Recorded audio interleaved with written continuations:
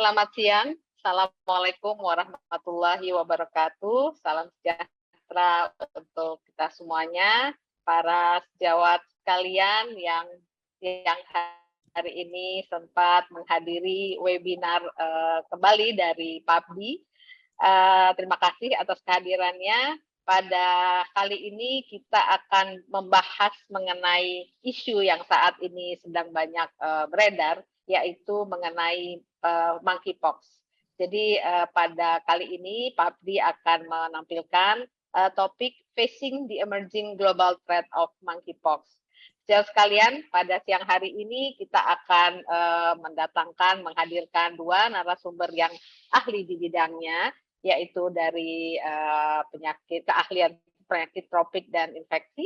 Nanti ada Dr. Adityo Susilo, spesialis penyakit dalam, konsultan penyakit tropik infeksi, dan ada Dr. Yandri Wijayanti Subronto, PhD, spesialis penyakit dalam, konsultan penyakit tropik dan infeksi. Tapi sebelum kita mulai, saya akan menampilkan atau menyampaikan untuk mengingatkan sejauh sekalian mengenai etik dan patient safety. Sejauh sekalian, kalau kita sebagai seorang dokter yang berpraktek, tentu saja dua hal ini tidak boleh kita lupakan pada praktek kita sehari-hari, yaitu mengenai etik kedokteran dan patient safety.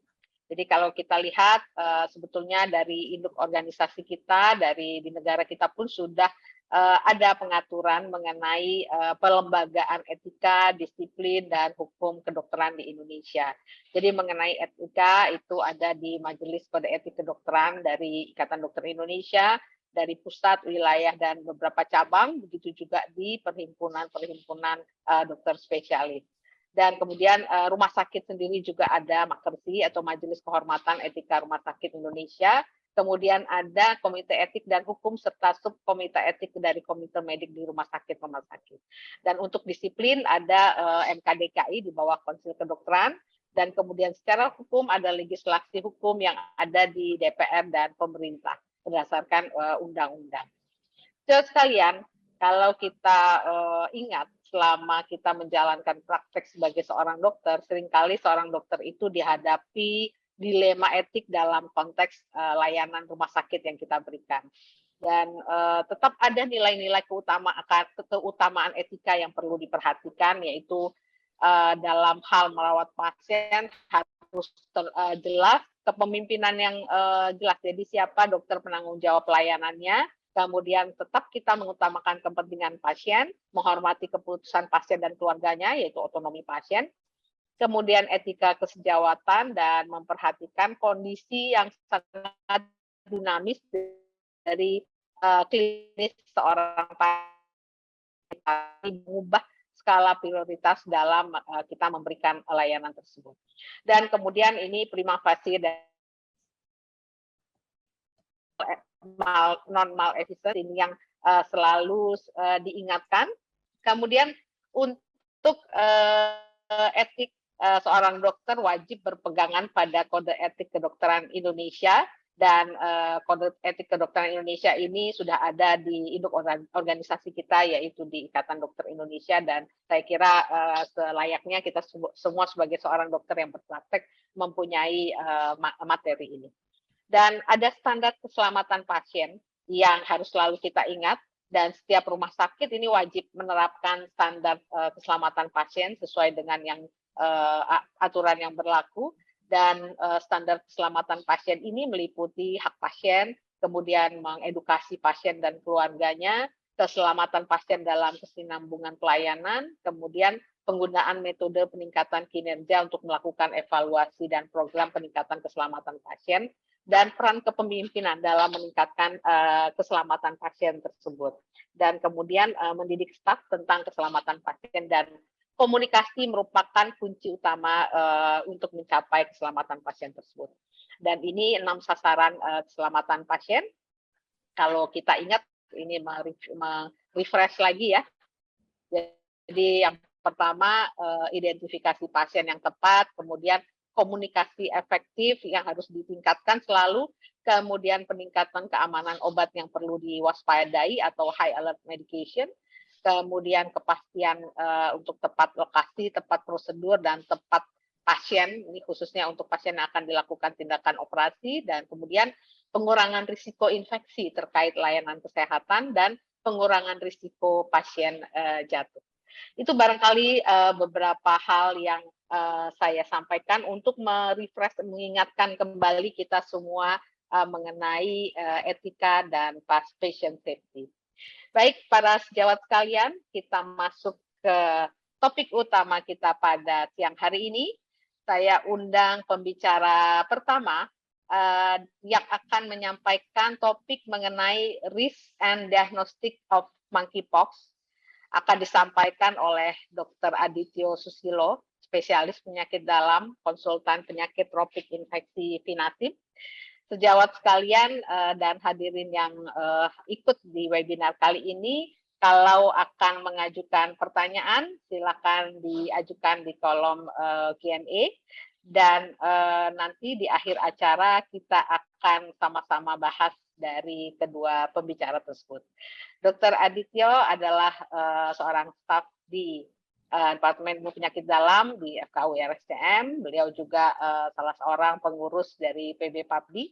Dr. Adit, silakan Dr. Adit, waktunya 20. Baik, terima kasih banyak Ibu Ketua Umum PB PABDI, Dr. Sali Amanasution. Suatu kehormatan bagi kami, Dok, untuk bisa langsung dimoderatori oleh Ibu Ketua Umum kita untuk periode 3 tahun mendatang, yang mungkin bisa dipanjangin lagi ya, Dok ya. Baik Dok, terima kasih. Mohon izin saya mencoba share screen terlebih dahulu. Silakan Dr. Adit.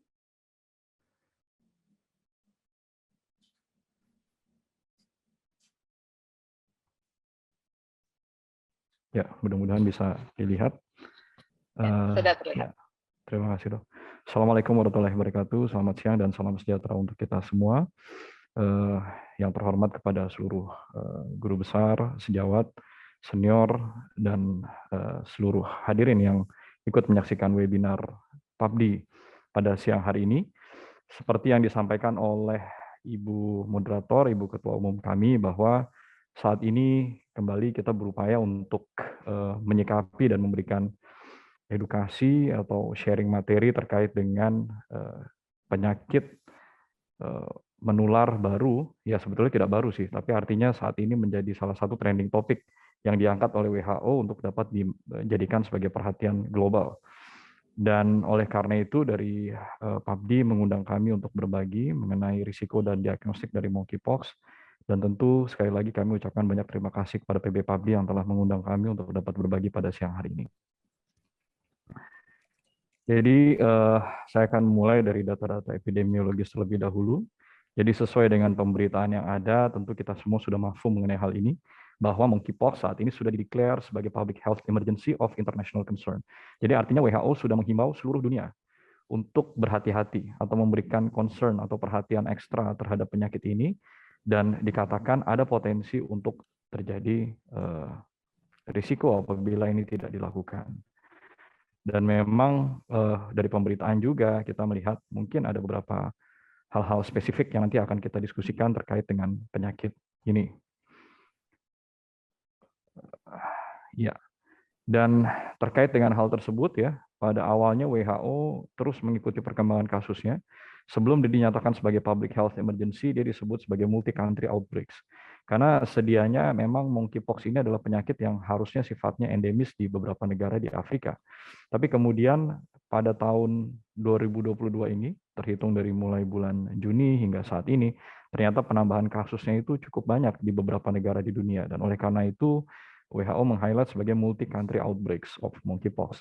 Yang kemudian satu hal unik yang barangkali juga kita sama-sama lihat dari mass media dan juga tentu dari pemberitaan WHO, bahwa ada kelompok tertentu yang barangkali lebih cenderung didapati penularan kasus ini lebih banyak dibandingkan dengan kelompok yang lain. Yang tentu ini juga menjadi hal yang harus kita evaluasi lebih lanjut. Hingga pada akhirnya pada 23 Juli 2022 WHO akhirnya mendeklar bahwa monkeypox ini yang tadinya adalah multi-country outbreaks dirubah menjadi public health emergency of international concern oleh karena WHO sudah mendapati ke-6 regio WHO di dunia ini bahwa kasus tersebut sudah dilaporkan. Dan kalau kita lihat dari timeline-nya, ternyata monkeypox ini tidak sama seperti pandemi COVID yang saat ini juga masih melanda dunia. Kalau COVID-19 barangkali kita semua belajar dari scratch, dari nol gitu. Kita semua sama-sama belajar dari ketidaktahuan gitu ya. Tapi kalau monkeypox ini ternyata dari timeline-nya itu sudah ada di dunia ini sejak satu abad yang lalu gitu. Dan kenapa dikasih nama monkeypox? Karena sebetulnya penyakit cacar ini awalnya didapati pada kelompok monyet di laboratorium penelitian pada tahun 1958. Dan kemudian baru pada tahun 1970 kasus infeksi di manusia baru dilaporkan. Dan kasus ini awalnya dilaporkan di negara-negara di Afrika. Dan kemudian pada saat diikuti, sebenarnya kalau kita lihat N kasusnya nggak banyak ya. Tapi kemudian diikuti ya tetap negara-negara di Afrika yang terus melaporkan. Dan oleh karena itu, negara-negara di Afrika Barat dan Afrika Tengah dikatakan sebagai negara-negara yang endemis terhadap kasus monkeypox ini. Jadi kembali lagi kalau kita lihat dari literatur, nampaknya memang ini bukan penyakit yang baru seperti COVID-19.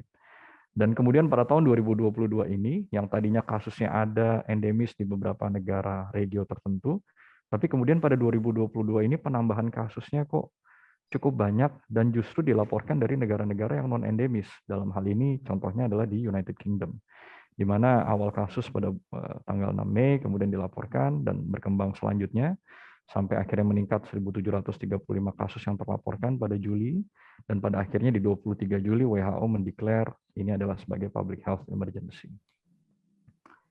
Dan ini yang saya kira tadi kami sudah singgung ya, kenapa WHO pada akhirnya meng-highlight ini menjadi PHEIC.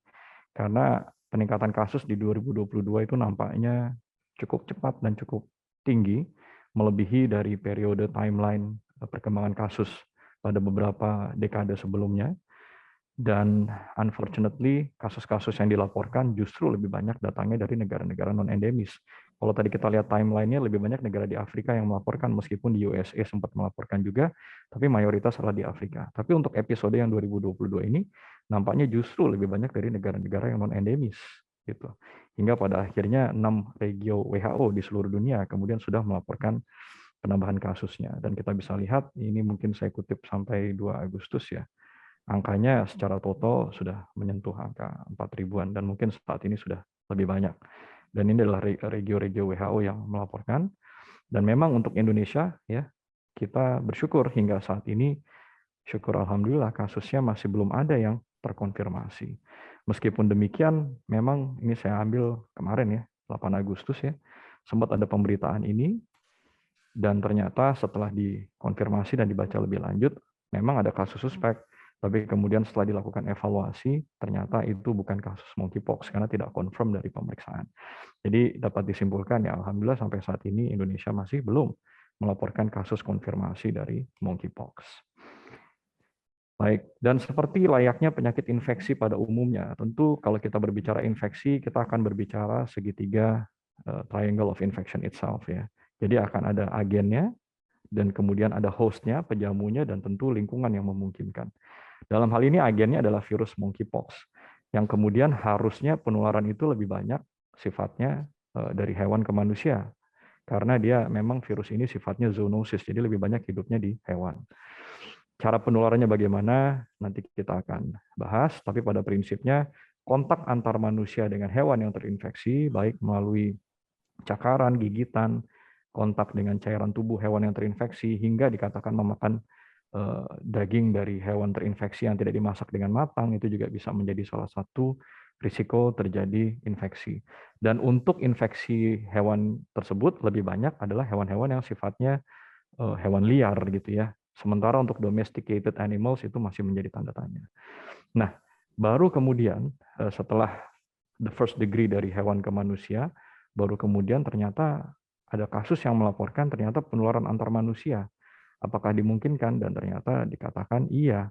Lantas caranya bagaimana? Melalui direct close contact. Jadi harus berhubungan dalam jarak yang dekat, terus kemudian close, jadi betul-betul berdekatan dalam jangka waktu yang lama, hingga dikatakan direct close contact. Dan cara penularannya dapat melalui respirasi, jadi droplets dari air liur yang dari mukosa pernafasan yang terinfeksi, kemudian juga dari lesi-lesi kulit ya yang pecah dan selanjutnya. Dan kemudian satu hal lagi yang harus diperhatikan adalah ternyata dapat juga terjadi potensi penularan secara vertikal. Jadi antar manusianya bukan antar human secara horizontal, tapi dari ibu ke janin sebagai vertical transmission, dan ini sudah dilaporkan.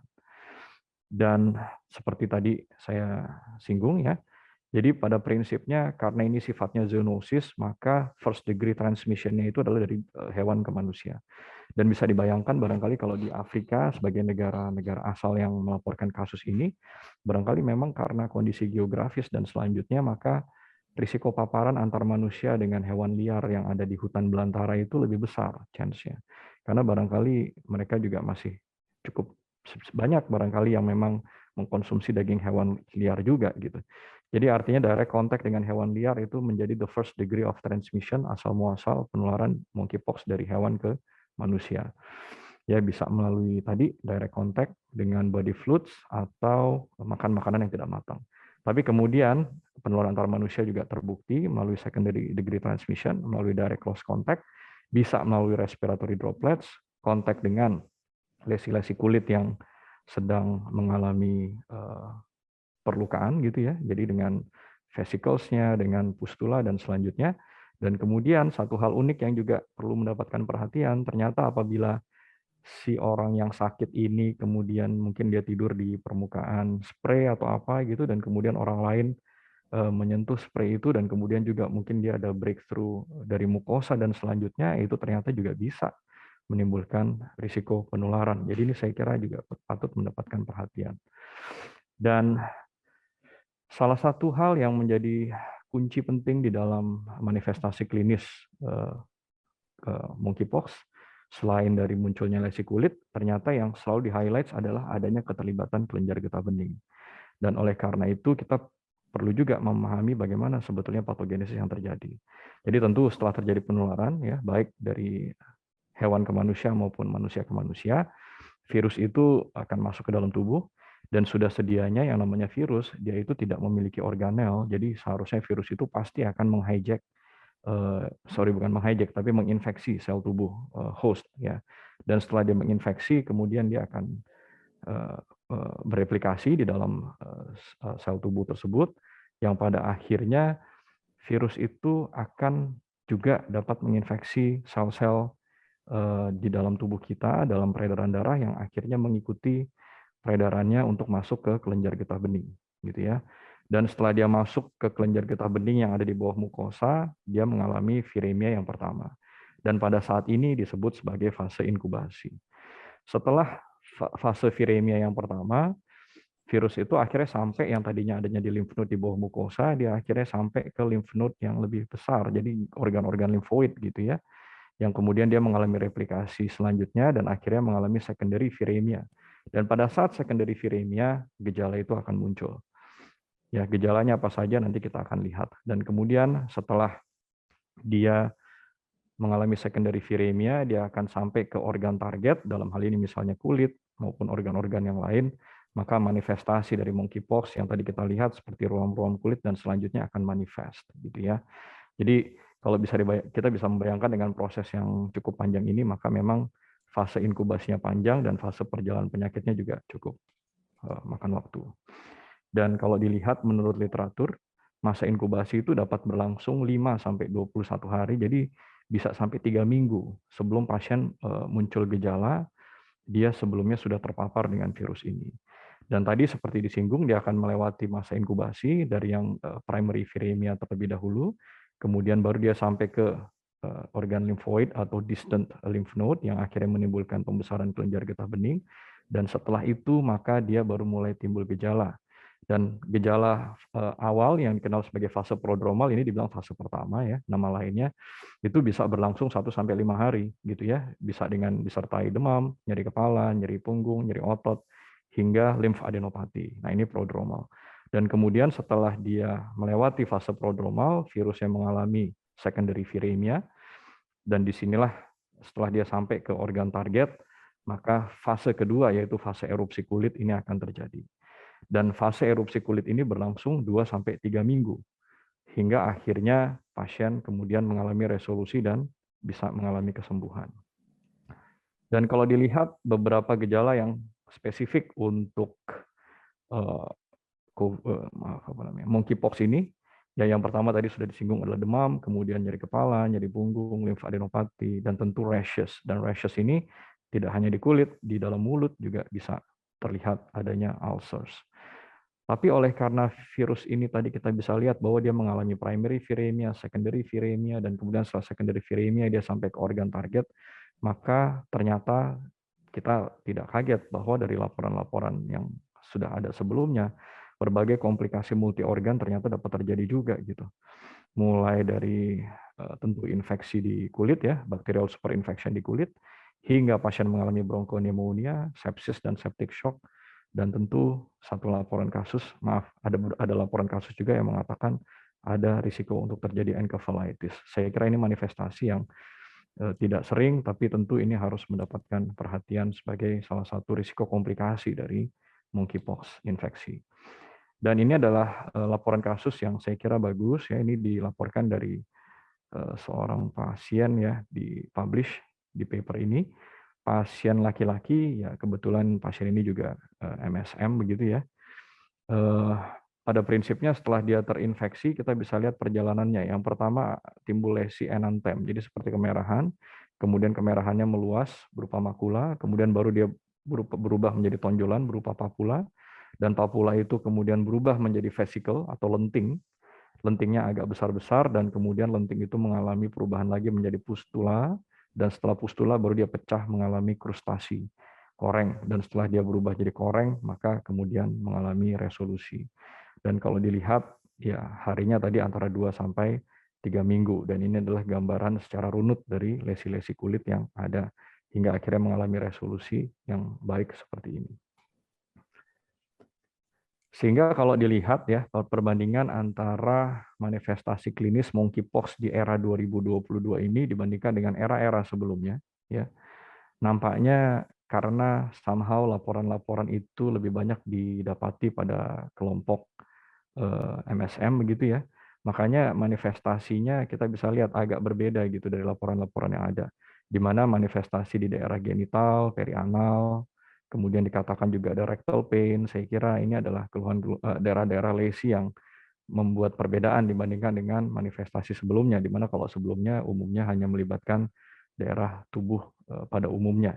Tapi yang di 2022 ini ada daerah-daerah tubuh khusus yang kemudian juga ikut terlibat, barangkali sebagai salah satu faktor lokasi yang ikut tertular dari tindakan berisiko yang telah dilakukan. Ya, tapi pada prinsipnya lesi-lesinya sama. Jadi mulai makular, vesikula hingga pustula.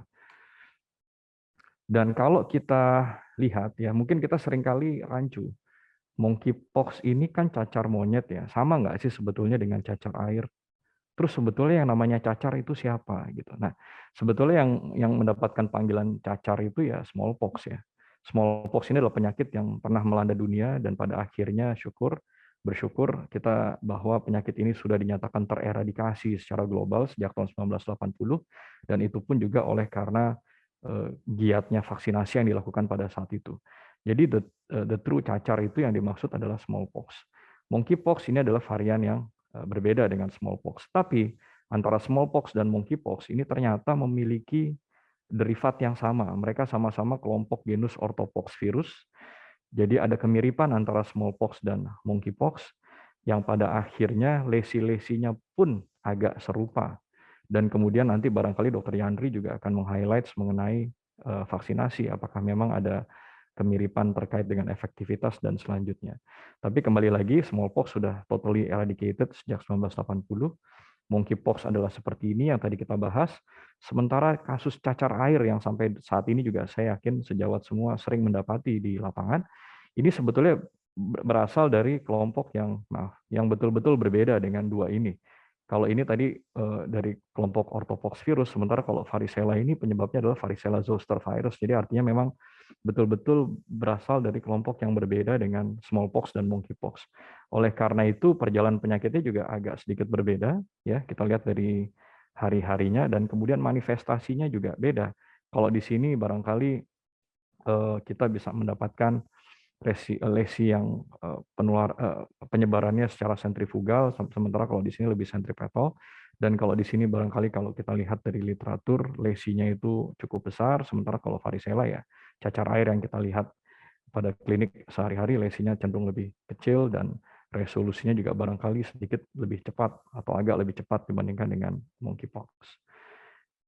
Dan tentu pertanyaan selanjutnya, terkait dengan perjalanan ini, sampai kapan pasien dinyatakan infectious? Dan ini adalah dari CDC kami ambil. Pasien itu dinyatakan selalu tetap akan infectious sejak gejala itu muncul. Jadi mulai dari prodromal, jadi mulai demam itu gejalanya sudah muncul. Pada saat rash itu ada, dan kemudian terus bisa infectious sampai semua lesi kulitnya berubah menjadi scabs, jadi berubah menjadi koreng, dan korengnya juga sudah lepas. Nah, pada saat itu baru pasien itu dinyatakan sudah tidak terlalu atau sudah tidak infectious. Jadi pada saat kulitnya sudah hampir kembali mendekati sedia kala gitu ya. Jadi artinya kalau kita melihat penjelasan ini maka kita bisa membayangkan ini proses penularannya itu agak panjang. Dari mulai pasien demam sebelum lesi kulit muncul sampai lesi kulit muncul, dan pada saat lesi kulit muncul itu pun masih bisa, meskipun dia sudah berubah jadi koreng gitu, selama dia belum lepas itu masih bisa menginfeksi. Jadi kita bisa bayangkan masa penularan yang cukup lama dari penyakit ini.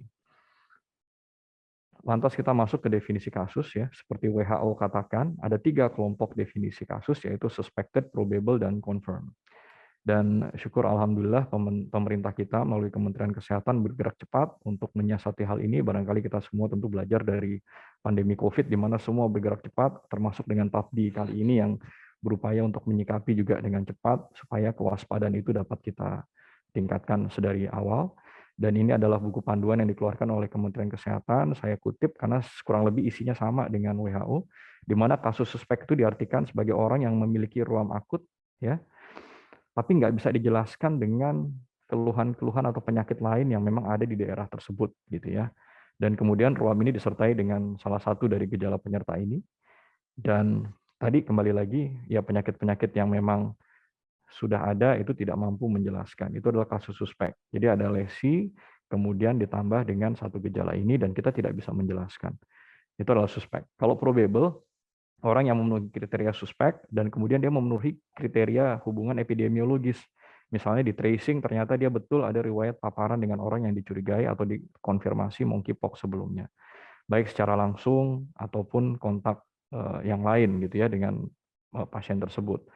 Kemudian yang lain adalah pasien suspek dengan riwayat perjalanan ke negara endemis atau hasil uji serologis antibodi terhadap orthopox virus mendapati hasil positif, dan pasien dinyatakan tidak mempunyai riwayat terhadap vaksinasi smallpox ataupun orthopox. Ya, saya pikir mungkin mereka-mereka yang lahir setelah tahun 1980 barangkali mungkin tidak bisa memenuhi kriteria ini karena memang smallpox dinyatakan sudah tereradikasi sejak 1980. Jadi barangkali setelahnya vaksinasi smallpox memang tidak terlalu didengung-dengungkan kembali. Sementara kasus konfirmasi adalah mereka dengan suspek probable yang kemudian terbukti melalui PCR-nya positif terhadap monkeypox virus. Jadi ujung-ujungnya memang adalah PCR, sama seperti COVID. Discarded adalah yang dicurigai, tapi kemudian setelah dicek PCR ternyata tidak positif. Dan mereka yang dinyatakan berkontak erat adalah orang-orang yang berhubungan langsung dengan kasus probable atau confirm, ya, dan kemudian memenuhi kriteria ini, yaitu tatap muka langsung, kontak fisik secara langsung, atau memang mereka berkontak dengan barang-barang yang kemungkinan terkontaminasi. Itu adalah definisi kontak erat. Lantas tadi sudah disinggung juga bagaimana cara kita bisa menyatakan penyakit ini adalah betul penyakit monkeypox. Jadi diagnostiknya jawabannya adalah satu, yaitu melalui PCR. PCR-nya diambil dari mana? Memang dikatakan yang terbaik diambil dari lesi kulitnya, dari fluid yang ada di vesikel atau dari pustulanya atau dari kropeng keringnya yang ada di permukaan, itu dikatakan semua dapat menjadi sumber untuk dievaluasi PCR-nya. Tapi ternyata tidak hanya itu, karena cara-cara yang lain juga bisa untuk digunakan sebagai metode pemeriksaan PCR. Ini adalah beberapa metode diagnostic test yang lain, jadi pada prinsipnya ya tentu kultur secara umum untuk virus, tapi saya kira ini akan lambat. PCR adalah yang terbaik, dan kemudian evaluasi respons antibodi menggunakan teknik ELISA pada umumnya. Saya pikir ini akan dikembangkan, tapi saya nggak tahu, kayaknya sih belum ada di kita. Dan ini adalah beberapa lesi yang tadi disinggung ya, dapat menjadi target untuk kita periksa, yaitu dari lesinya, dari krustanya, dan oleh karena tadi dia bisa juga menular dari droplets, maka swab orofaring seperti layaknya COVID itu juga bisa dikerjakan. Sementara untuk serum atau plasma ini tujuannya adalah tadi untuk mendeteksi antibodi yang tadi disinggung pada slide sebelumnya. Tapi memang hingga panduan ini dikeluarkan, nampaknya untuk pemeriksaan spesimen ELISA yang mendeteksi antibodi tadi di Indonesia ini belum dapat dikerjakan atau masih belum tersedia kitnya. Tapi tentu kalau kitnya sudah ada, ya kita bisa kerjakan karena ini harusnya tidak sulit. Dan kemudian siapa saja yang dapat dites untuk pemeriksaan ini? Yang pertama kasus yang dicurigai tentu. Jadi begitu dia masuk kriteria suspek, kita harus buktikan. Dan tentu pasien-pasien yang sakit berat, gitu ya. Ini jelas menjadi prioritas. Dan ini adalah clinical pathway yang saya kira kita juga patut lihat ya dari WHO, di mana pada prinsipnya pasien yang tadi memenuhi kriteria suspek ya, seperti disampaikan oleh Kementerian Kesehatan yang tadi sudah kami paparkan, perlu mendapatkan evaluasi, kemudian melalui assessment yang ada, tentu perlu dibagi. Kira-kira nih kasusnya selanjutnya adalah kasus yang ringan atau tanpa komplikasi, atau kasus yang berat dengan komplikasi. Kalau kasus ringan dikatakan mungkin dia sifatnya self-limiting, sehingga masih bisa dilakukan home care, sementara kalau kasusnya berat, inilah mereka-mereka yang perlu mendapatkan perawatan lebih lanjut di rumah sakit. Tapi ada satu hal yang memang menjadi perhatian kita, jadi tidak hanya dari manifestasinya saja yang dapat dilihat dari hitungan jumlah lesi yang ada, jadi semakin banyak jumlah lesi ini meningkatkan severity dari kasusnya, tapi ternyata ada populasi-populasi yang dikatakan lebih berisiko gitu, apabila mereka sampai harus terkena infeksi monkeypox ini. Yang pertama adalah kelompok anak-anak. Ya, jadi ini barangkali nanti dari sejawat-sejawat IDAI barangkali akan lebih berhati-hati apabila nanti ada pasien anak yang terpapar penyakit ini, dan kemudian wanita hamil. Dan untuk kita penyakit dalam secara umum tentu pasien-pasien imunokompromis ya, di mana pada pasien kondisi imunokompromis ini maka sistem imunitasnya akan terganggu dan bisa jadi clearance virus akan berkepanjangan dan akhirnya manifestasinya akan lebih lambat dan risikonya akan lebih besar. Jadi apabila kita berhadapan dengan kasusnya dan pasien itu termasuk kelompok yang berisiko tinggi, maka kita harus lebih berhati-hati. Dan ini ada satu paper yang publish 2019, karena mungkin kalau kita ingat pada periode 2018-2019 itu sebetulnya monkeypox sempat menyeruak juga pada saat itu. Tapi oleh karena rentetan kasusnya ternyata berhenti dan tidak meluas, maka beritanya pun hilang. Tapi pada saat itu sempat ada publish paper, systematic review terkait hal ini, dan pada prinsipnya mereka mencoba untuk melihat laju kematian yang terjadi pada kasus tersebut. Dan memang pada outbreak yang ini tetap Afrika adalah trending kasusnya, di mana range-nya adalah 1-11% dikatakan pada paper ini.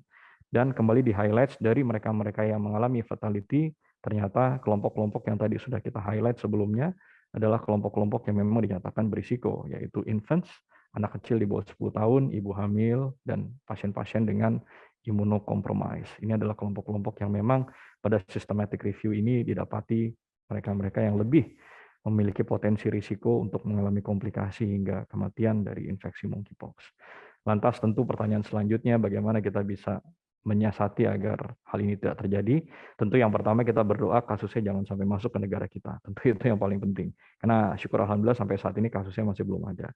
Tapi pun kalau ternyata ada, setiap pasien yang disuspek maka tentu harus dilakukan karantina. Karena pada prinsipnya penularan itu harus dipotong, dan salah satu upaya memotong ini adalah karantina, di-isolate pasiennya, diikuti, dibuktikan, dan kemudian apabila memang terbukti ya dijaga terus supaya dia tidak menularkan ke yang lainnya. Dan tentu upaya untuk melindungi diri dengan menggunakan APD standar seperti untuk pencegahan droplet dan kontak itu saya kira dianjurkan untuk dapat dikerjakan, terutama bagi kita tenaga medis yang barangkali nantinya harus berhadapan dengan kasus ini. Tapi barangkali tidak airborne ya, jadi tidak seperti COVID waktu awal-awal pandemi yang lalu. Tapi mungkin Dr. Yandri nanti akan menjelaskan lebih jauh. Dan berikut adalah kutipan beberapa rekomendasi dari IDI yang sudah dipaparkan ya pada tanggal 2 Agustus yang lalu, di mana tentu beberapa anjuran terkait dengan screening, dari pintu masuk dari negara luar itu menjadi penting sekali untuk dikerjakan, karena kita berusaha jangan sampai penyakit ini masuk ke negara kita tentu, dan memang kembali lagi digiatkan edukasi kepada masyarakat. Dan oleh karena itu saya kira forum-forum seperti ini untuk memberikan edukasi yang baik itu harus terus digiatkan. Dan kemudian tentu kepada seluruh tenaga kesehatan, apabila kita mendapati kasus yang tadi dinyatakan suspek, maka kita harus segera melaporkan dan berkoordinasi dengan dinas kesehatan tempat-tempat kita bekerja, dan kembali meningkatkan pengetahuan dan kemampuan klinis yang lagi-lagi coba untuk dipenuhi oleh PABDI pada siang hari ini menjadi salah satu rekomendasi penting dari IDI terkait dengan tata kelola pencegahan penyakit monkeypox. Dan tenaga kesehatan perlu memasang APD apabila memang membantu, dan tentu kepada semuanya, ya kita semua harus saling bahu-membahu untuk terus menjaga pola hidup bersih dan sehat, ya. Dan tentu ya, kalaupun harus mengkonsumsi daging seperti makanan kita sehari-hari, tentu dianjurkan untuk memasak dengan matang. Dan bagi siapapun yang memang bergejala atau memiliki potensi terpapar ya dari riwayat sebelumnya, maka harus segera menemui tenaga medis agar dapat dilakukan tata kelola yang sesuai dengan harapan kasusnya tidak menyeruak lebih luas. Dan ini adalah slide terakhir dari saya bahwa monkeypox adalah penyakit yang tidak baru sebetulnya, sudah ada sebelumnya, tapi karena negara kita belum pernah ada kasusnya, jadi mungkin tergolong baru apabila ternyata nanti sampai harus ada di negara kita. Tapi ya memang isu yang mengemuka sekarang, oleh karena selama ini kasus yang terlaporkan dari negara endemis, tapi sekarang negara-negara non-endemis melaporkan, jadi ini hal penting yang perlu mendapat perhatian. WHO juga mengatakan ini sebagai PHEIC, tapi ya pelajaran penting dari COVID yang lalu, kita diharuskan untuk tidak panik ya. Tidak panik, jangan panik, tapi terus waspada dan bersikap dengan bijak untuk menyikapi penyakit ini. Saya kira demikian yang dapat saya sampaikan. Kembali, penyakit infeksi adalah berevolusi, maka kita harus terus updating dengan perkembangan-perkembangan yang ada. Saya kira demikian yang dapat saya sampaikan, Dr. Sali. Terima kasih banyak atas waktu dan kesempatannya. Saya cukupkan. Wassalamualaikum warahmatullahi wabarakatuh. Waalaikumsalam warahmatullahi wabarakatuh. Terima kasih banyak Dr. Adit atas paparannya yang sangat informatif ya. Saya kira teman-teman yang hadir ini sudah banyak pertanyaan karena sudah ada yang masuk nih pertanyaan kepada saya. Sabar ya para sejauh sekalian, nanti di akhir acara akan ada acara diskusi. Baik, saya mengundang pembicara berikutnya, pembicara kedua, yang akan menyampaikan topik mengenai options in the management of monkeypox yang akan disampaikan oleh jawab saya nih, Dr. Yanri Wijayanti Subronto, PhD, spesialis penyakit dalam konsultan penyakit tropik infeksi Vinatim. Dr. Yanri ini saat ini aktif di FK UGM Jogja, Rumah Sakit Dr. Sarjito, dan beliau juga ahli di bidang penyakit tropik dan infeksi seperti Dr. Adit. Ini akan banyak yang akan disampaikan oleh beliau terkait dengan pilihan terapi barangkali ya, Dr. Yanri ya, manajemen dari monkeypox ini. Silakan Dr. Terima kasih Dr. Sali. Selamat siang. Terima kasih atas kesempatannya bercerita atau berbagi apa ya, Petri ini ya, sesinya infeksi ini sedang naik daun, Dr. Sali. Semuanya ada infeksi. Baik, terima kasih atas kesempatannya kepada saya sampaikan kepada PABDI. Saya akan menyambung Dr. Adit. Selamat siang untuk teman-teman sejawat semuanya. Saya juga tahu adik saya, Dr. Olive di Manado juga ada di sini. Salam kangen untuk Anda di Manado dan juga teman-teman yang lain ya. Dan mungkin juga ada beberapa residen ada di sini. Baik, ini adalah suatu sesi di mana kami dalam organisasi profesi bisa kita berbagi, mungkin ada yang berpengalaman, ada yang sudah membaca lebih dahulu dan apa yang menjadi kompetensi atau subspesialisasinya dalam bidang ini. Baik, ini adalah yang sering ditanyakan gitu ya. Dr. Adit menyampaikan sudah cukup lengkap sampai diagnosis, kemudian juga ada definisi-definisi suatu kasus sampai bagaimana mendiagnosisnya. Nah, ini adalah materi kami, mungkin bisa juga, semoga bisa juga digunakan untuk mengedukasi kepada masyarakat begitu. apa yang sering ditanyakan baik di kalangan masyarakat medis maupun masyarakat umum gitu ya. Tadi Dr. Adit ada sedikit dengan POX yang lain dan bagaimana penularan yang kotak tengah itu abu-abu itu sangat penting adalah yang kotak tengah itu. Begitu tahu cara penularan, dengan demikian kita tahu cara pencegahannya. Kemudian nanti ada pertanyaan tadi Dr. Salim menyampaikan apakah sudah ada obat dan vaksin, kemudian apa yang bisa dilakukan perorangan, vaskes dan masyarakat untuk pencegahan dan pengobatan virus ini. Dan bagaimana rekomendasi WHO itu sebagai penutup kami. Baik, ini adalah zoonotik dari hewan ke manusia. Biasanya seperti itu disebabkan oleh virus DNA, berbeda dengan COVID-19 yang mana adalah virus RNA. Ini adalah virus DNA yang masuk dalam Poxviridae dan genusnya Orthopoxvirus, termasuk di sini adalah smallpox. Nah, ini adalah suatu sepupuan gitu ya, kira-kiranya mereka dalam kelompok yang sama. Nah, Dr. Adit tadi sudah slide terakhir, ini adalah bukan yang baru, 58 mulai ditemukan, 72 ada kasus pertama, dan sudah terjadi beberapa outbreak sebelum ini. Kemudian, nah istilah monkeypox nanti apakah orangnya menjadi seperti monkey atau apa ya gitu. Karena ini disebut sebagai monkey karena teridentifikasi pada koloni monyet waktu itu pada tahun 1958 sehingga disebut sebagai monkey. Kemudian pox adalah merujuk pada semua penyakit yang menimbulkan ruam atau semacam jerawat yang kemudian berisi nanah yang akan menimbulkan bekas luka saat penyembuhan. Ini sering mungkin juga ditanyakan ya, bahkan bagi kami kayak gitu ya, kok semuanya pox semua kayak gitu. Ini adalah bentuk lain kartun dari yang tadi Dr. Adit juga sampaikan.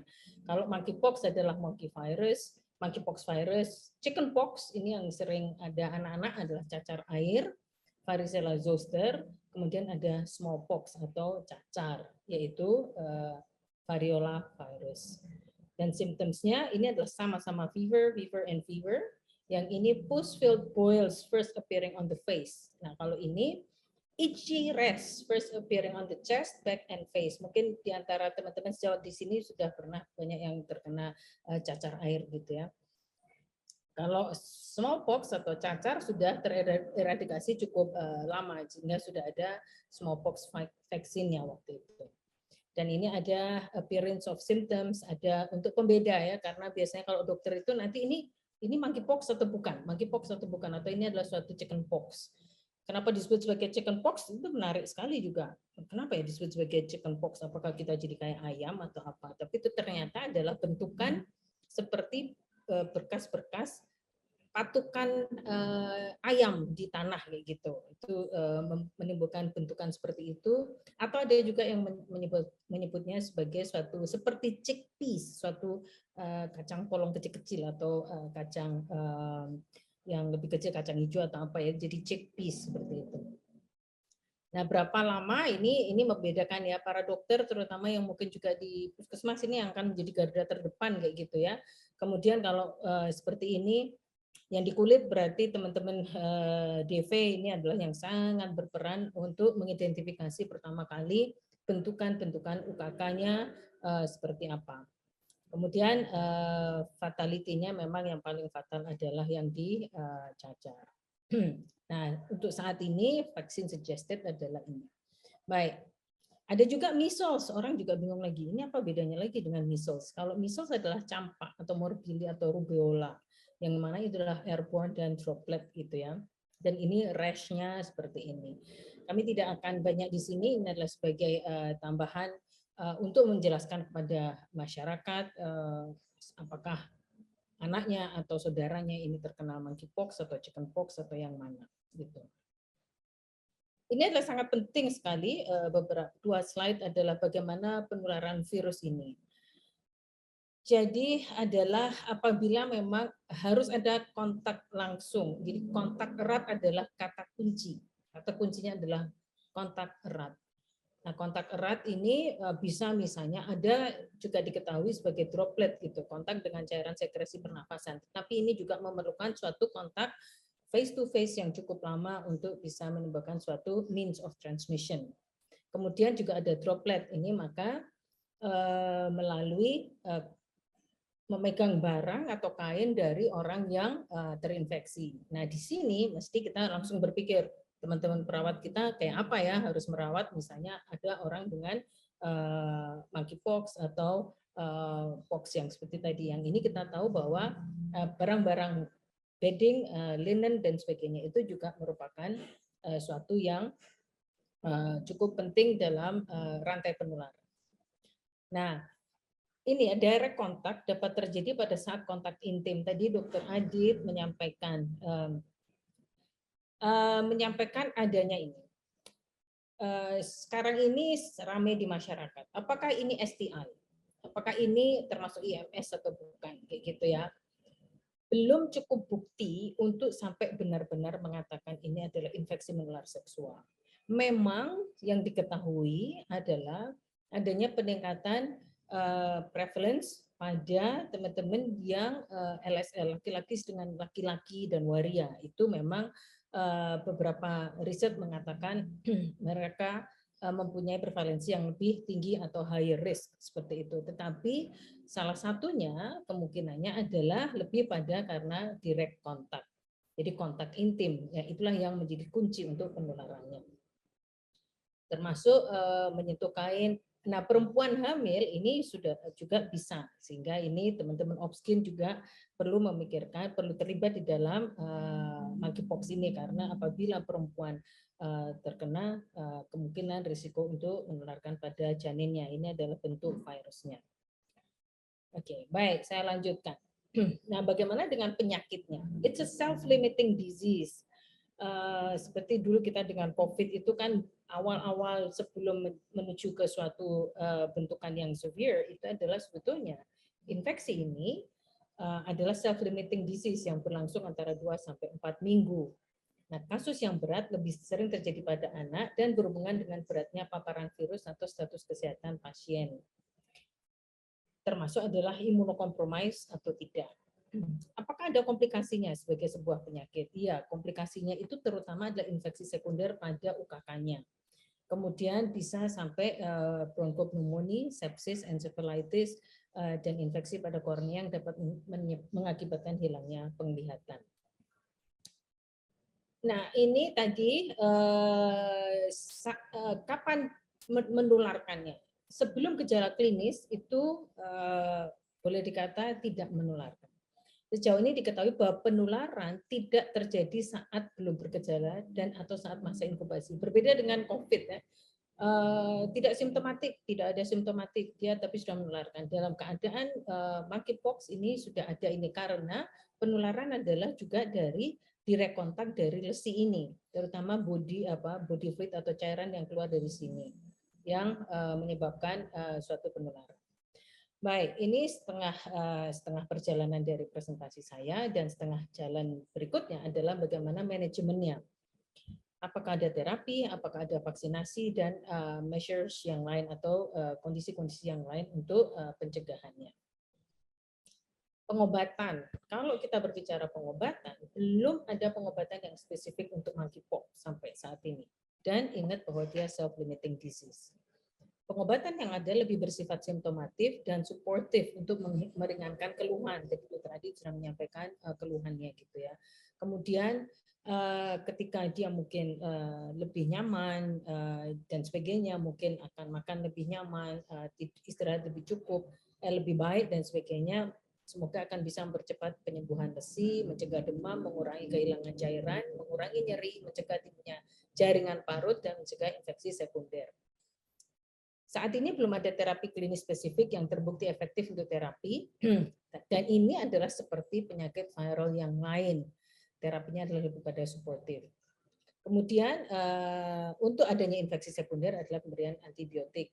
Ini terima kasih saya berbagi dan saya meminjam dari Dr. Harun ini, karena minggu lalu kami Petri mengadakan webinar juga tentang ini. Tadi kami kompromi dengan Dr. Harun untuk beberapa slide dari beliau. At this time, there is no specific treatment available for monkeypox infection, but monkeypox outbreaks can be controlled. Nah, ini yang harus kita pegang, kita kendalikan dulu ini. Kemudian, nah pada pasien yang rentan terkena infeksi sekunder harus dipastikan bahwa penderita diberikan asupan nutrisi dan cairan yang cukup, dapat diberikan cairan infus intravena jika diperlukan. Pelapisan atau screening dan tata laksana penyakit komorbid dan penyakit infeksi sekunder lainnya jika ditemukan, pengawasan dan tata laksana harian bagi penderita yang dirawat, dan seseorang yang memiliki daya tahan tubuh rendah atau rentan immunokompromis seperti teman-teman dengan HIV atau ODIF sebaiknya dijauhkan dari penderita monkeypox, dan mereka mungkin perlu juga sangat kita edukasi tentang cara penularan, karena ingat bahwa adanya hubungan intim dan kontak erat itu sangat meningkatkan risiko penularan. Bagaimana dengan prognosis? Prognosis ditentukan oleh beberapa faktor, yaitu adalah riwayat vaksinasi smallpox sebelumnya, status kesehatan, dan tidaknya penyakit penyerta dan komorbid. Baik, ini memang sekarang ada semacam obat on trial. Nah, sedang kita pikirkan atau dunia memikirkan siapa yang perlu dipertimbangkan diberi terapi, yaitu orang-orang yang dengan penyakitnya yang memang sudah mempunyai penyakit berat. Misalnya sudah ada sepsis dan sebagainya, kemudian orang-orang yang memiliki risiko tinggi untuk terjadinya penyakit berat, yaitu yang imunokompromis, anak-anak terutama di bawah 8 tahun, perempuan hamil atau menyusui, orang dengan 1 atau lebih komplikasi. Itu perlu kita pertimbangkan terapi. Nah, obat dan vaksin yang tanda kutip sekarang sedang on the rise dan dipikirkan untuk monkeypox ini. Ada tecovirimat dan vaksinnya immune globulin intravenous. Dan vaksinnya, kalau kita melihat namanya ini, Jynneos dan Acamp 2000, ini semua juga masih dalam keadaan on trial, belum tersedia di dalam market. Kita mencoba, nanti ini mungkin siapa tahu datang dan diperlukan gitu ya. Kalau kita bisa mengendalikan dan tidak memerlukan suatu obat, ya at least we know if there is something happening di luar sana.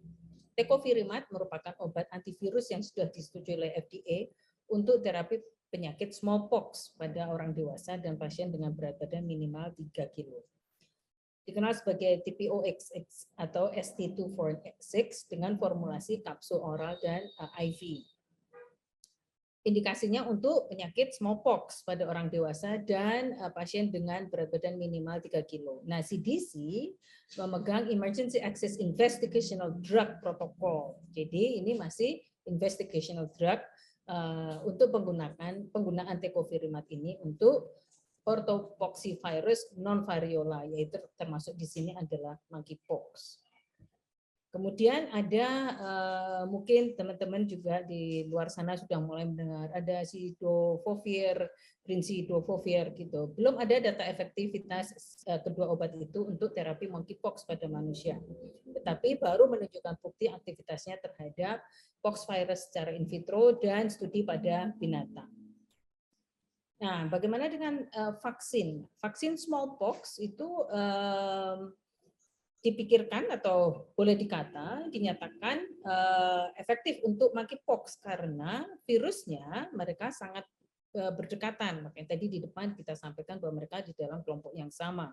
Sehingga vaksin smallpox dapat melindungi orang terhadap terkena monkeypox.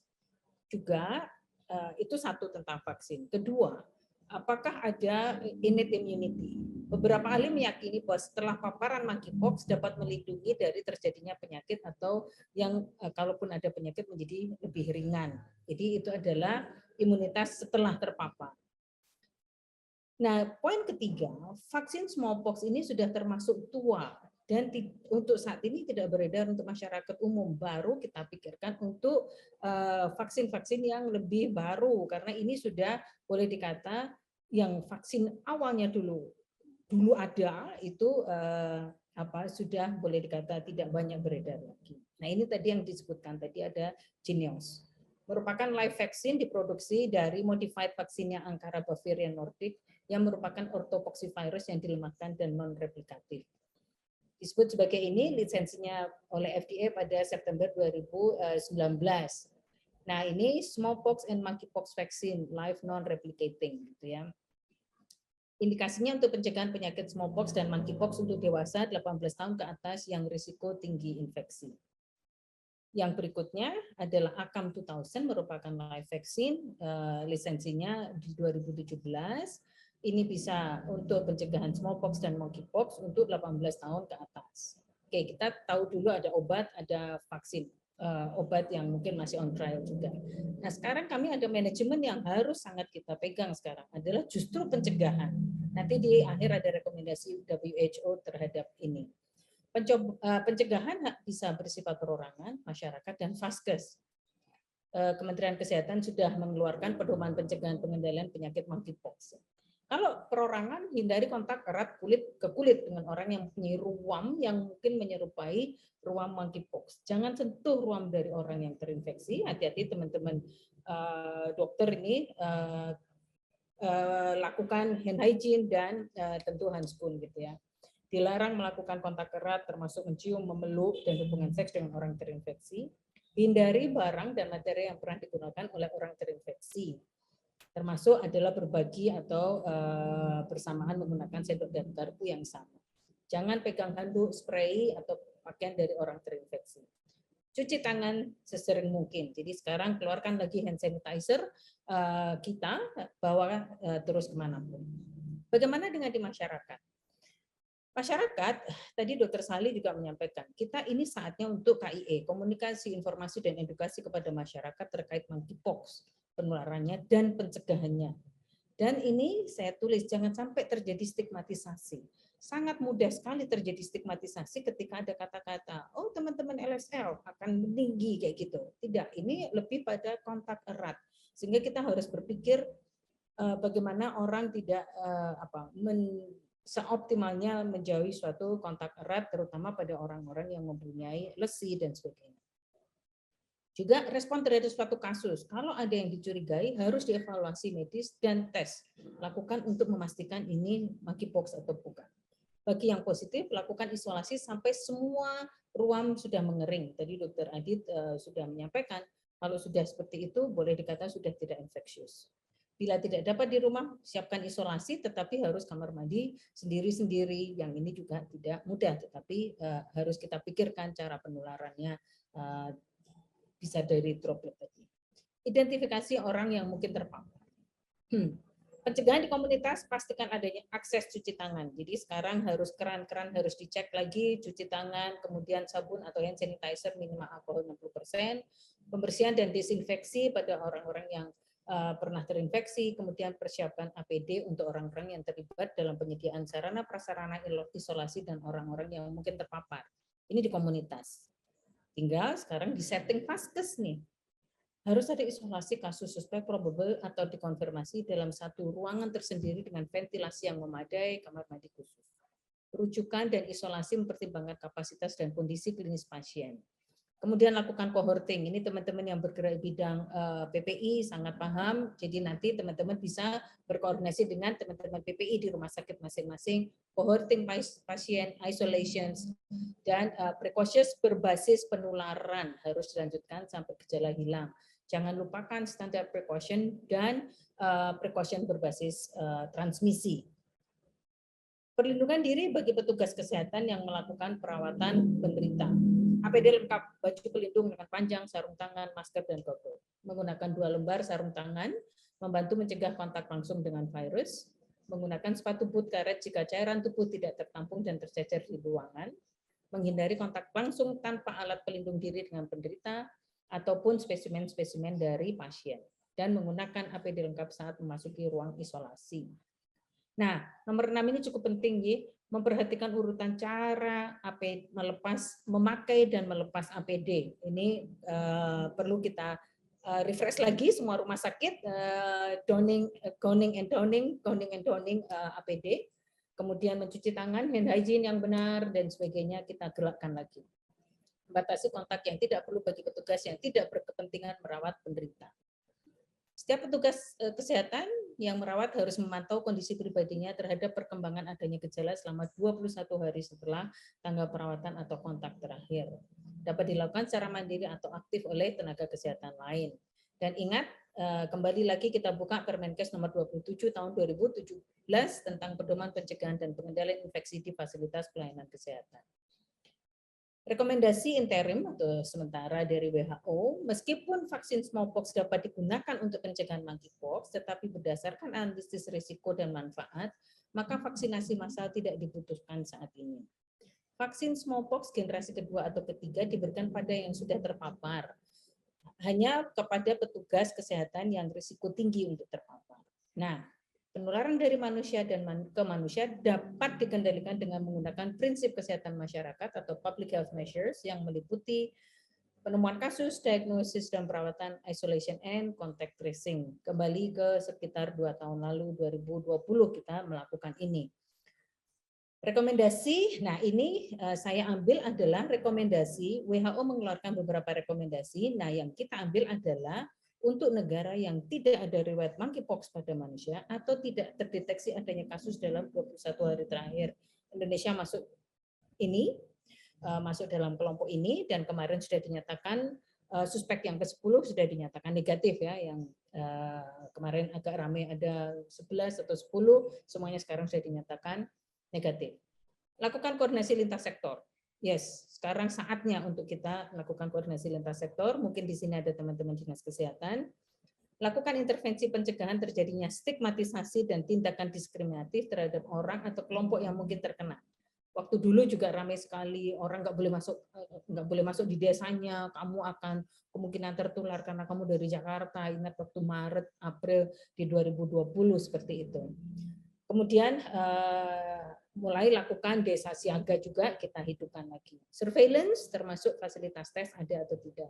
Surveillance migrasi dalam hal ini.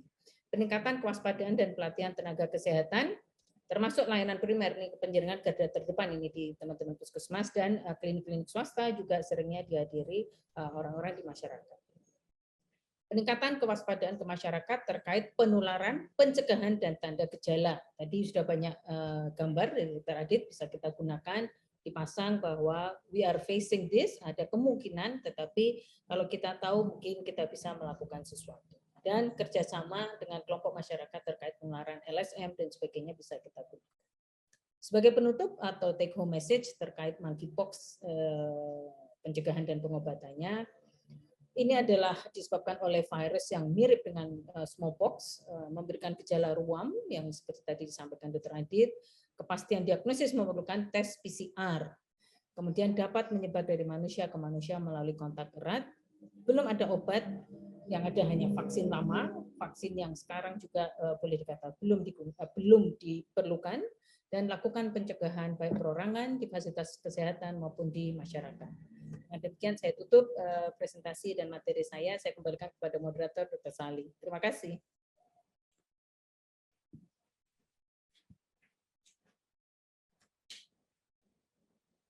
Ya, terima kasih Dr. Yandri atas presentasinya yang luar biasa ya, sangat informatif. Bukti dengan sudah banyak sekali nih pertanyaan yang masuk ke tempat saya. Sejauh sekalian para hadirin mengikuti acara webinar kali ini, kita masih punya waktu kira-kira 30 menit. Jadi kita mulai diskusinya, saya kira ya. Cuma nanti mungkin kalau masih ada yang belum terjawab, mungkin kita harus dibatasi waktu juga. Baik, ini pertanyaan pertama ini untuk dokter. Mungkin pertanyaannya rata-rata bisa dijawab oleh kedua presentan ini, Dr. Adit dengan Dr. Yandri. Jadi pertanyaan pertama ya dari Dr. Sucili. Mengapa apa faktor yang menyebabkan prevalensi pasien monkeypox ini meningkat pada yang LS Dr. Adit dan Dr. Yandri ya, pada golongan homoseksual di sini disampaikan ya. Mungkin dari Dr. Adityo dulu, silakan Dr. Adit. Baik, terima kasih Dr. Sali dan tentu kepada sejawat yang bertanya pada siang hari ini. Jadi memang ini isu ya Dr. Yandri juga ya. Ini isu yang sempat menjadi perbincangan gitu. Tapi sebetulnya kita sudah melihat bahwa yang menjadi kunci dari penularan penyakit ini tetap adalah kata-kata kontak erat atau direct close contact gitu.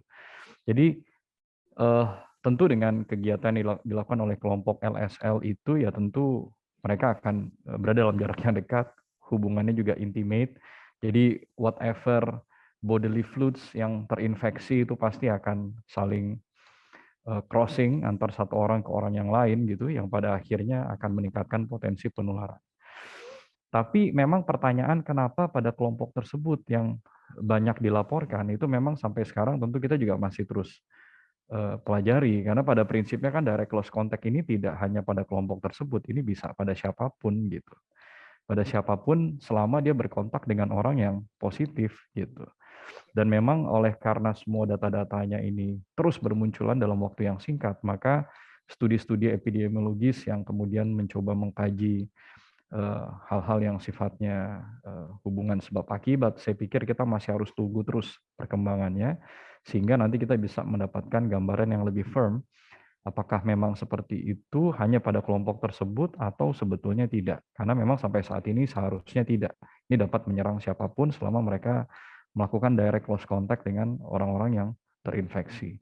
Dan tadi Dr. Yandri juga sudah menyinggung bahwa WHO juga meng-highlight, jadi sebaiknya kita tidak menstigmatisasi juga gitu. Jadi ada statement hal tersebut tadi yang sempat saya tampilkan juga pada slide saya, dan itu memang dikeluarkan oleh WHO. Saya kira mungkin demikian Dr. Sali yang bisa saya sampaikan, barangkali Dr. Yandri akan menambahkan. Terima kasih, Dok. Ya, baik, makasih Dr. Adit. Mungkin Dr. Yandri bisa menambahkan, Dok, silakan. Ya, terima kasih Dr. Sali dan terima kasih pada teman-teman sejawat yang memberikan pertanyaan. Jadi begini, saya sampai ini tadi juga ya mencoba melihat who is actually infected. Kalau dari sampai sekarang saya belum menemukan Dr. Adit juga ya bahwa kalau dulu kan COVID itu kita langsung tahu ya, yang hypertension, yang obesity, yang tua kayak gitu ya, so we know kayak gitu.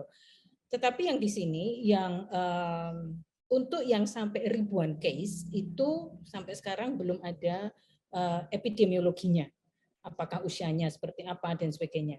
Tetapi studi-studi yang lebih kecil pada clinical cases yang di UK terutama itu yang memang melihat adanya proporsi atau presentasi yang lebih tinggi pada teman-teman MSM. Yang tadi pagi saya baca, memang case yang terbanyak itu adalah pada yang melakukan hubungan seksual dengan dua partner berbeda dalam the last week, dalam 1 minggu terakhir, atau 5 pasangan yang berbeda dalam 3 bulan terakhir. Nah, sepertinya itu adalah sesuatu kayak gitu ya. Tetapi kalau kita melihat menjadi suatu konteks yang lebih besar secara epidemiologi, belum cukup kuat untuk dinyatakan sebagai IMS. Jadi meskipun we know itu adalah suatu relevansinya seperti itu kayak gitu ya. Maksudnya lebih pada epidemiological. Mekanistiknya lebih pada kontak eratnya kalau kita berpikir seperti itu ya. Tetapi ini juga karena adanya pada MSM, kemudian berbeda partner lebih dari satu, kemudian hal ini tetap kita menyatakan belum cukup kuat untuk dinyatakan sebagai IMS, Dr. Sali. Jadi mohon teman-teman ini kita gunakan untuk kenapa WHO ini cukup boleh dikata menurut saya ya pengamatan saya kenapa cukup concern itu jangan sampai terjadi stigmatisasi. HIV sudah terjadi stigmatisasi over the years. Nah, tiba-tiba ada seperti ini tuh we just know, tetapi jangan sampai akan menjadi suatu yang hal negatif. Tapi pengetahuan kita bisa kita edukasikan kepada masyarakat dengan yang lebih proporsional dan lebih bijak. Saya kira seperti itu dari saya. Oke, baik. Terima kasih Dr. Yandri. Jadi memang sempat ada pertanyaan ya, ini IMS atau bukan gitu ya, Dok ya. Baik, mudah-mudahan informasi ini bisa memberikan pencerahan nih kepada teman-teman para hadirin yang mengikuti webinar kali ini. Baik, Dr. Adit dan Dr. Yandri, ada pertanyaan berikutnya nih. Barangkali ini untuk Dr. Yandri yang ditanyakan, walaupun tadi sudah disampaikan ya Dok ya, ada sejawat yang menanyakan apakah obat definitifnya sudah ada untuk monkeypox infection ini. dan kalau sudah ada apakah available di Indonesia gitu.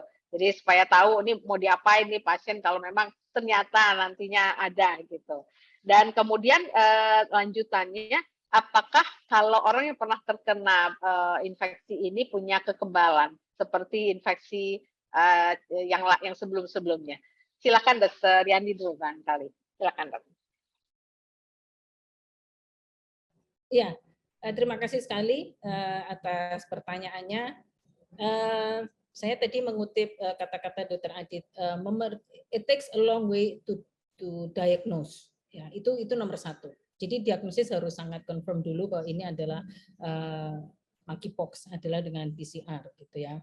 Untuk sampai saat ini seperti tecovirimat itu juga masih sebagai investigational drug. Jadi belum menjadi sesuatu yang beredar dan sebagainya, silakan meresepi atau apa, tidak. So it is under persis seperti 2 tahun yang lalu kita ada obat baru, investigational drug, kemudian semacam emergency use. Nah, hanya mungkin digunakan pada keadaan-keadaan yang nanti adalah confirm dan severe cases, kayak gitu aja.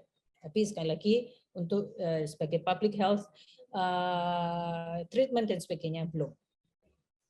Oke, baik, makasih Dr. Yandri. Ya tadi sudah disampaikan juga ya sebetulnya Dok ya, mungkin ini sejawat ini perlu penegasan gitu. Yang simptomatik ya Dok ya, yang lebih utama ya, seperti infeksi virus yang lain. Nah, pertanyaan yang berikutnya tadi Dok, apakah ada kekebalan kalau orang-orang yang sudah pernah terinfeksi monkeypox ini? Untuk sampai sejauh ini dikatakan ya, once you are already exposed, then it can be preventing the next episode, atau if you are again infected akan menjadi lebih mild. Itu yang saya pahami gitu.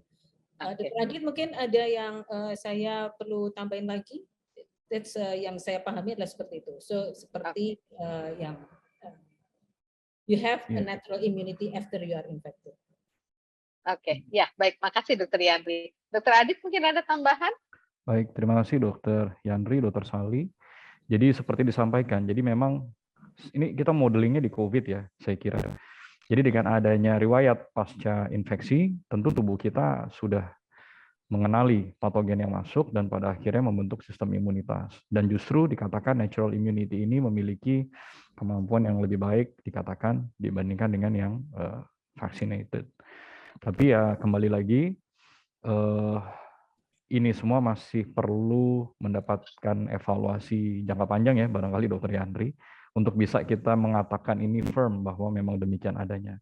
Tapi kalau kita berkaca kepada kakaknya smallpox yang dapat dieradikasi dari dunia sejak 1980 dengan vaksinasi yang efektif, nampaknya memang seharusnya penyakit monkeypox ini memang tidak terlalu berisiko dengan laju mutasi yang tinggi seperti COVID. Kalau COVID barangkali kita babak belur berulang-ulang karena kasusnya bisa berulang juga. Tapi kalau berkaca pada smallpox yang dapat tereradikasi dengan vaksinasi, artinya di situ kita belajar bahwa kemungkinan penyakit ini akan memiliki long life immunity. Apabila dia sudah divaksinasi, apalagi mungkin setelah dia terinfeksi dengan natural immunity yang juga seharusnya sifatnya long life. Mungkin itu tambahan dari saya untuk menegaskan hal ini, Dr. Sali dan Dr. Yandri. Terima kasih. Baik, makasih Dr. Adit, Dr. Yandri. Pertanyaan berikutnya ini mengenai vaksin, Dok. Jadi kapan sebaiknya vaksinnya dan apakah ketersediaan vaksinnya ini sudah cukup di Indonesia dan kapan kita mesti aware gitu bahwa ini selain vaksin COVID, vaksin untuk monkeypox ini penting nih. Silakan Dr. Yandri. Oke, ya, pertanyaan agak tricky. Ya, Dr. Adit nanti juga menambahkan ya. Sampai sejauh ini yang kita tahu bahwa smallpox vaksin itu yang memang efektif untuk monkeypox. Tetapi smallpox vaksin yang ada itu sudah terlalu tua. Dan it is not sudah dinyatakan tidak recommended lagi untuk digunakan. Okay. Yang kedua, sedang ada untuk penelitian-penelitian vaksin yang lebih baru atau generasi kedua, generasi ketiga dari smallpox vaksin gitu ya. Tetapi ada yang ketiga, secara epidemiologis boleh dikata untuk saat ini belum perlu adanya suatu vaksinasi massal. Oke, baik. Terima kasih Dr. Yandri. Karena ini banyak teman-teman yang agak galau nih ya. Ini perlu juga nggak ini kita giatkan vaksin untuk monkeypox sebelum masuk ke Indonesia. Mungkin Dr. Adit ada tambahan mengenai vaksin ini? Tidak, Dok. Sepertinya saya tidak ada tambahan untuk hal ini, Dok. Terima kasih, Dok. Oke, baik. Biar yang panik KPTI dulu, Dok. Iya, baik, makasih Dok. Ya, nah berikutnya ini juga pertanyaan penting nih Dok, dari beberapa sejawat menanyakan hal yang kurang lebih sama. Untuk diagnostik, kan memang standarnya PCR. Apakah bisa dengan antigen juga seperti COVID misalnya? Karena mungkin ketersediaan PCR kan belum mungkin tidak terlalu luas ya, belum terlalu luas untuk monkeypox ini. Silakan, mungkin Dokter Adit dulu. Silakan Dokter Adit. Baik, terima kasih Dr. Sali dan sejawat yang bertanya. Jadi tentu pemeriksaan dan pengobatan atau apapun itu pasti akan berkembang dan dikembangkan manakala memang kasusnya ada dan terus ada. Dan untuk saat ini dengan penambahan jumlah kasus yang relatif ya cukup banyak, tapi sebetulnya tidak terlalu ekstrim sekali, maka dengan kondisi tersebut, maka pemeriksaan PCR saat ini tetap menjadi gold standard untuk kita bisa mendiagnosis penyakit monkeypox dengan mengikuti pendekatan yang dilakukan untuk COVID-19 gitu ya. Dan barangkali setelah kita mengalami pandemi yang lalu, Dr. Sali, jadi akhirnya center-center yang mampu melakukan pemeriksaan PCR itu jadi banyak sekali. Dan sebetulnya pemeriksaan PCR seharusnya tekniknya sama, tinggal kita memberikan primer yang berbeda gitu. Kalau misalnya COVID-19 ya PCR dengan primer COVID-19, sementara kalau untuk monkeypox PCR dengan primer monkeypox virus. Itu mungkin kondisi yang dapat kita lakukan, tapi terkait dengan jumlah kasus yang tentu saat ini masih belum ada dan kita masih menunggu dan melihat apakah memang betul terjadi kemunculan kasus, maka Kementerian Kesehatan melalui arahan-arahannya sudah berkoordinasi untuk menunjuk laboratorium-laboratorium yang memang dijadikan sebagai rujukan. Itu yang pertama mengenai PCR. Kedua, mengenai antigen. Sebetulnya demand antigen ini juga, ya saya pikir ini akan berhubungan dengan peningkatan jumlah kasus ya. Kalau ternyata kasusnya memang, ya mudah-mudahan tidak, tapi kalau ternyata iya bertambah dengan banyak dan ternyata demand pemeriksaan diagnostik juga tinggi, sementara ya tetap meskipun sudah tersebar lebih luas, tapi tetap relatif tidak mudah untuk mendapatkan jangkauan PCR, maka saya meyakini tentu banyak pihak nanti akan bergerak untuk mencoba mencari pemeriksaan antigen. Karena pada prinsipnya antigen ini kalau PCR itu diamplifikasi, sementara kalau pemeriksaan antigen itu tidak melalui proses amplifikasi. Tapi tetap yang diuji adalah partikel protein yang terdeteksi dari spesimen yang ada. Dan kalau kita bisa lakukan pada COVID-19, ya saya berpikir mungkin pada monkeypox juga seharusnya bisa juga. Tinggal tentu nanti dilihat apakah memang harus dicari, harus dibuat karena kasusnya tinggi atau sebetulnya belum diperlukan. Saya kira mungkin demikian yang bisa saya sampaikan, Dr. Sali. Terima kasih. Ya. Terima kasih, Dr. Adit. Mungkin dari Dr. Yandri ada tambahan, Dok, mengenai PCR dan antigen ini? Nggak ada, Dok. Ya, baik. Makasih, Dr. Yandri. Pertanyaan berikutnya ini penting juga saya kira ya. Jadi mungkin yang seperti dulu juga, kalau kasusnya sudah confirm mungkin lebih jelas ya. Tapi kalau kasus probable ini, yang masih probable gitu ya, sambil menunggu hasil konfirmasi, ini ada pertanyaan dari sejawat kita, apakah ada tempatnya untuk antibiotik sistemik profilaksis supaya nggak jadi infeksi sekunder yang berat, terutama mungkin untuk populasi yang imunokompromis dan populasi yang rentan tadi. Mungkin Dr. Yandri dulu, silakan Dok. Jadi gimana Dok pertanyaannya, mohon maaf? Jadi kalau kasusnya probable kan agak sulit ya Dok ya, sambil menunggu konfirmasi diagnostik, boleh nggak diberikan antibiotik profilaksis Dok? Terutama untuk kasus-kasus yang imunokompromis. Iya, saya kira wise kalau memang hanya selected condition saja untuk diberikan. Imunokompromis, kemudian juga sudah ada misalnya underlying penyakit penyerta kayak gitu ya, apakah keganasan dan sebagainya, itu memang disebut sebagai yang immunocompromised conditions yang we have to anticipate jangan sampai lebih buruk. Itu kalau dari kami, sehingga memang tidak ada juga, saya kemarin juga mencoba men-search apakah ada antibiotik khusus yang perlu diberikan, tidak ada yang secara spesifik untuk itu gitu ya. Tapi memastikan bahwa anyone who is at risk for severe diseases itu lebih baik ada nutrisi, itu yang sangat dipentingkan, kemudian supportive care itu juga sangat dipentingkan. Itu dari saya, Dr. Sali. Iya, baik. Terima kasih, Dr. Yandri. Dari Dr. Adit ada tambahan, Dok? Ya, Dok. Jadi setuju sekali dengan Dr. Yandri, Dok, bahwa ini sifatnya selektif. Jadi artinya kita mesti pilih-pilih kasusnya. Dan pun kalau kita harus memberikan antibiotik, saya membayangkan barangkali akan lebih kepada mereka-mereka dengan lesi kulit yang luas gitu, berarti Dr. Sali. Lesi kulit yang luas, kemudian barangkali pustulosanya juga banyak, kemudian gejala-gejala terhadap kemungkinan bakterial infection sekunder di kulitnya lebih besar, barangkali itu yang akan menjadi prioritas pertimbangan. Tapi manakala itu tidak terjadi, ya barangkali tidak diperlukan, karena bagaimanapun ini musuhnya juga virus, bukan bakteri gitu, Dr. Sali. Saya kira mungkin demikian. Terima kasih. Ya, baik. Makasih Dr. Adit, Dr. Yandri. Ini ada pertanyaan masih nyambung nih kayaknya. Apakah ada tempatnya pemberian asiklovir yang beredar luas gitu, lebih mudah didapat sambil kita menunggu konfirmasi diagnostik misalnya? Silakan, Dr. Yandri dulu. Silakan, Dok. Sepertinya peruntukannya sudah sangat berbeda ya, lebih asiklovir lebih untuk yang virus yang lain. Jadi belum ada tempatnya untuk itu. Kalau dari kami asiklovir it's not for monkey virus, jadi orthopoxivirus tidak dengan asiklovir. Oke, ya baik, makasih Dr. Yandri. Dr. Adit ada tambahan? Sama Dok dengan Dr. Yandri, cukup Dok. Ya baik. Nah ini ada pertanyaan yang mungkin yang meminta pendapat sebetulnya Dok, karena ada sejawat kita ini menanyakan dari Dr. Diah Purworini ya, karena kasus ini menjadi kasus lintas batas negara, mudah-mudahan saja tidak sampai ke Indonesia gitu ya. Apakah kemungkinan ada pembatasan aturan lintas negara, ataukah screening kah, atau aturan-aturan seperti dulu dan sebagainya? Mungkin saya minta pendapat Dr. Adit dulu, silakan Dok. Baik, terima kasih Dr. Sali dan Dr. Diah yang telah bertanya.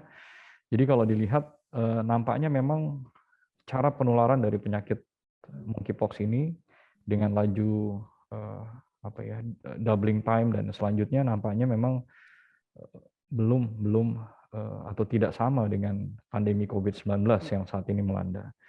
Dan satu hal yang menjadi kunci penting terkait dengan risiko penularan pada monkeypox, kembali lagi kami highlight adalah direct close contact. Jadi orang itu betul-betul harus berhubungan erat dalam jangka waktu yang lama dan memang berkontak langsung dengan cairan tubuh yang terinfeksi. Jadi agak berbeda dengan COVID yang sebelumnya bahkan kita sempat menduga ada potensi airborne gitu, yang artinya kalau dia semakin bisa dinyatakan kemungkinan airborne, maka laju penularannya akan lebih mudah dengan cakupan yang lebih banyak begitu. Jadi tentu dengan pertimbangan-pertimbangan yang ada, saya coba juga mencari-cari dan membaca, nampaknya belum akan ada pembatasan secara khusus terkait dengan traveling untuk penyakit ini, dikarenakan penjelasan secara proses perjalanan penyakitnya, cara penularan, dan risiko eskalasi kasusnya. Jadi nampaknya sih, kalau saya boleh highlight dari WHO, nampaknya belum meng-highlight travel ban dan selanjutnya. Tapi proses screening, nah, jadi travel ban dan proses screening barangkali berbeda. Kalau travel ban kan kita, jangan travel sana sini segala macam. Tapi kalau proses screening itu tetap tentu akan dianjurkan. Kenapa? Karena ya sebisa mungkin yang namanya penyakit infeksi itu kan tetap ada yang membawa gitu. Jadi nggak tiba-tiba turun atau bawaan dari dalam tubuh orang itu, tapi ada yang membawa dari luar. Dan tentu ya kalau kita banyak bersinggungan dengan banyak negara, banyak orang yang berlalu lalang gitu ya, barangkali screening di penjagaan bandara dan selanjutnya ini akan menjadi penting, di mana pada saat di pintu masuk tersebut sudah ada pasien atau siapapun orang yang terduga terinfeksi, maka proses karantina itu menjadi utama untuk mencegah supaya yang bersangkutan tidak membawa ke dalam negara itu dan kemudian menularkan dengan lebih luas. Jadi saya kira sih mungkin demikian dari saya, Dr. Sali. Barangkali Dr. Yandri akan menambahkan. Ya, baik Dr. Adi, terima kasih. Dr. Yandri, ada tambahan dok? Overall, in general saya sangat setuju dengan Dr. Adit. Jadi teman-teman sejawat, slide tentang penularan menjadi sangat penting. Dengan demikian kita bisa memahami how to prevent. Nah, penularan yang sudah jelas adalah direct contact itu dan satu adalah hal tersebut berbeda sekali dengan COVID yang mana boleh dikata sekresi dari pernapasan itu cukup signifikan, makanya menjadi SARS, menjadi suatu severe acute respiratory virusnya juga gitu ya. Itu satu dalam hal apakah kita akan suatu lockdown atau sebagainya. Yang kedua adalah bahwa infeksiositas adalah ketika sudah manifest disease. Sekali lagi berbeda lagi dengan COVID yang mana dulu sebelum ada suatu manifestasi klinis mereka sudah infectious. Sehingga nature of transmission, nature of infectiosity menjadi salah satu kata-kata kunci menentukan lockdown, tidak lockdown, travel ban dan sebagainya. Tetapi semua dalam hal penyakit infeksi, penyakit menular, communicable diseases, mesti harus adanya contact tracing, itu adalah screening, itu menjadi satu kata-kata kunci memang. Ya, baik, makasih Dr. Yandri. Mungkin ini satu pertanyaan terakhir, tapi untuk kedua pembicara saya kira ya. Yang pertama, sepertinya ini seperti infeksi viral yang lain, daya tahan tubuh atau status imunitas seseorang itu kan sangat dibutuhkan ya. Apakah ada rekomendasi dari para pembicara nih? Apakah ada, ini banyak teman-teman yang menanyakan imun booster tertentu gitu ya, untuk menaikkan imunitas apa yang disarankan supaya kita tidak mudah tertular.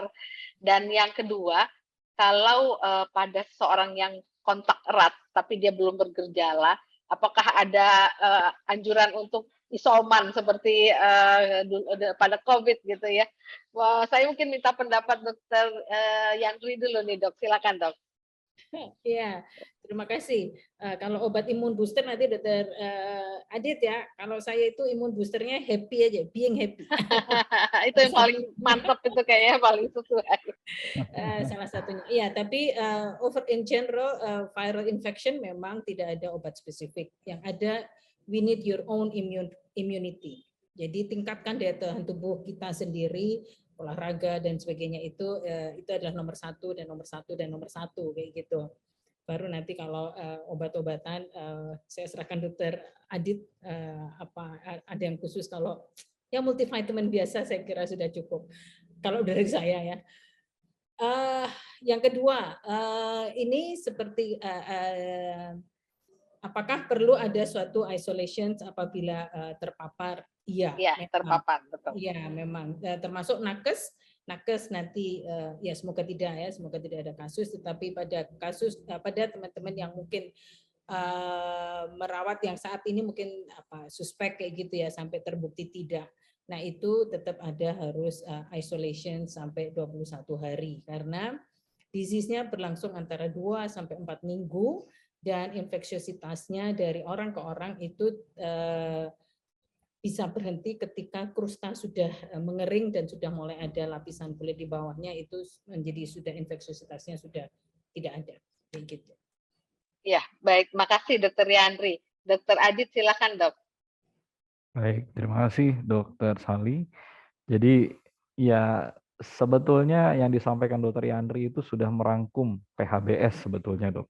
Jadi seperti yang kita sampaikan juga, yang kita baca di rekomendasi yang dikeluarkan oleh Satgas DID, yang Dr. Yandri juga tergabung di sana, kita bisa melihat salah satu anjuran yang paling penting adalah untuk masyarakat menjaga pola perilaku hidup bersih dan sehat.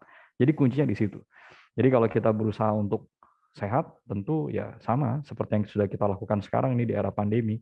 Kita menjaga pola hidup yang baik, makan teratur, dan barangkali bila diperlukan suplementasi vitamin gitu dengan dosis yang sesuai, itu menjadi hal penting.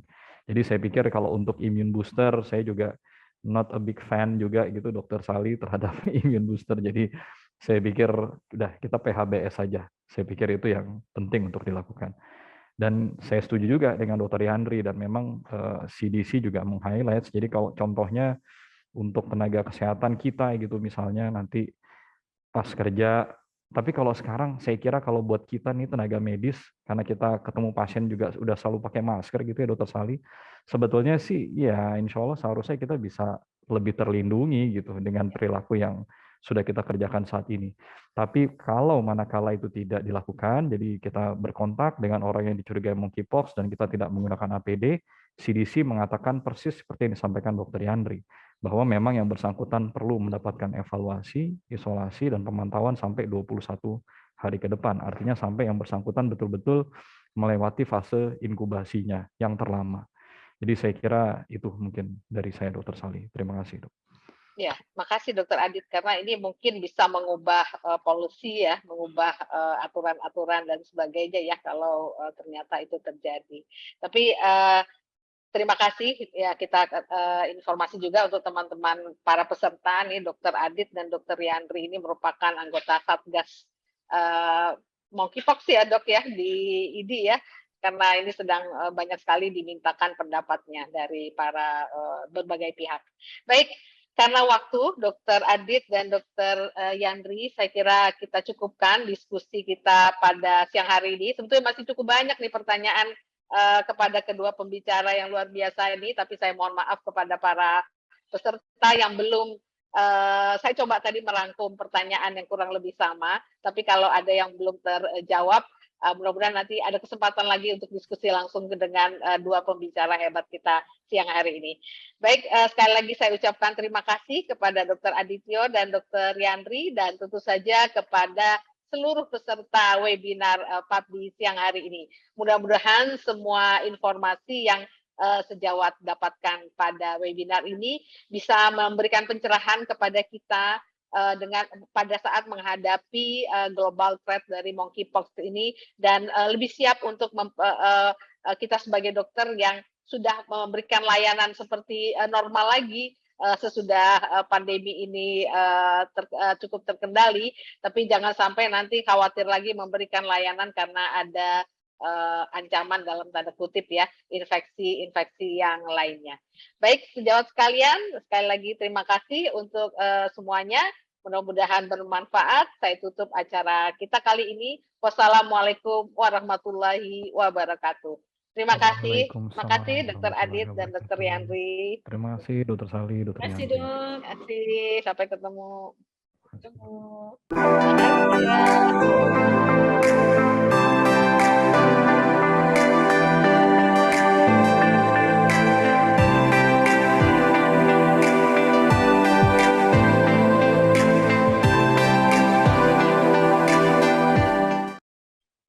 Terima kasih dokter, terima kasih dokter Yandri, terima kasih dokter Adityo.